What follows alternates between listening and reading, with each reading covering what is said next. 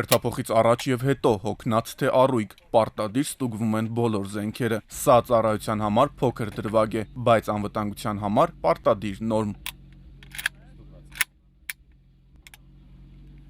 Լույսը բացվելուն պես սպայական կազմն ու հերթապահ զինվորները պարտադիր ստուգում են նաև ողջ տարածքը թշնամու անակնկալներից խուսափելու համար։ Թշնամին գիշերով փորձել է ինժեներաշինարարական աշխատանքներ կատարել, բայց մեր զինվորները կրկին կանխել են։ Լուսաբացին դիտում ու նկարահանում ենք ադրբեջանական արդեն ոչնչացված դիրքերը։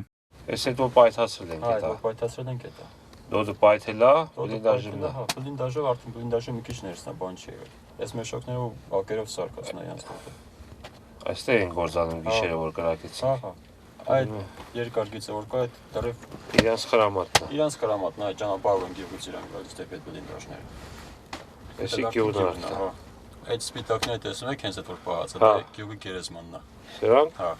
Գերեզմաններ։ Շատ են էլի համար այդտեղ շատ է մարդ։ Այս պատը զինվորներն անվանում են ադրբեջանցիների չինական պատ։ Առաջին հայացքից թվում է, թե սովորական պատ է, գյուղը գնդակոծությունից պաշտպանելու համար, բայց այստեղ երկու ուշագրավ հանգամանք կա, որոնք առաջին հայացքից ու անզեն աչքով չեն երևում։ Պատի մեջ երկաթյա դռներ են, որոնք նախատեսված են ոչ թե հյուր ընդունելու, այլ անկոչ հյուրեր ուղարկելու համար, բայց թշնամուն հյուրընկալելուց մեր զինվորները չեն երկնչում։ Այնպես չէ, որ դիրքերում շատ խախանդ են, բայց դա չի նշանակում, որ դիրքերում ծառայությունը զինվորի համար շատ վտանգավոր է եւ պետք է մեր ծնողները մեր համար շատ անհանգստանան, թող նրանք հանգիստ լինեն, քանի որ մեր ծառայությունն այստեղ շատ ապահով է, վտանգավոր չէ, մեզ ոչ մի վտանգ չի սպառնում։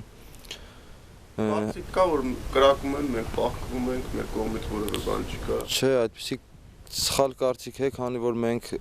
ոչ մեկս ոչ մի բանի չենք թաքնվում, նամանավանդ հակառակորդից մենք ոչ վախենում ենք, ոչ էլ թաքնվում ենք։ Պատասխանում ենք 1-ին 10-ը։ Ասես տարբերությունը առաջի օրվա մեկի հիմա որ ասեմ պոստերս բարձրացել, վախ կար, չկար։ Դե վախը բնականաբար լինում է, բայց միշտ չէ որ վախը լինում է։ Առաջին անգամ ես հիմնականում վախենում, հետո այդ վախը մեջիցը դուրս է գալիս։ Մի վախ չկա, չէ։ Վախ հասկացությունը վերացել է մեր մեջից։ Ինչ զգացողություն է, այդ ու պահում ես պետական սահմանը։ Շատերը համացանցում միայն գրում են, բայց դու այստեղ փաստացի կանգնած ես, կասես ինչ զգացողություն ես ապրում։ Զգացողությունը դե մենք հիմա սուրբ գործ ենք մենք հիմա կատարում այստեղ։ Կրակոցները ոնց ասեմ, միշտ եղել է, միշտ կլինի, բայց դե կրակոցներից այդքան մենք պետք է չվախենանք։ Եթե վախենանք, թուրքը տենց մեզի կվերացնի հաստատ։ Իսկ ինչի համար են իրանք կրակում քո կարծիքով։ Դե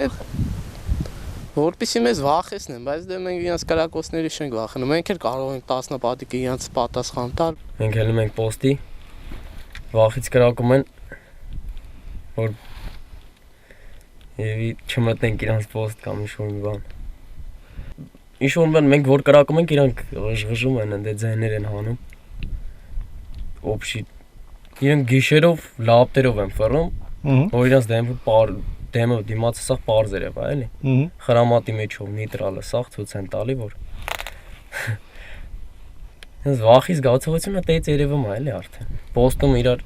ձեն են տալի, ինչքան մարդ որ կայնում է, մեկը մյուսին ձեն է տալի, որ տենան տեղում են, թե չէ, էլի։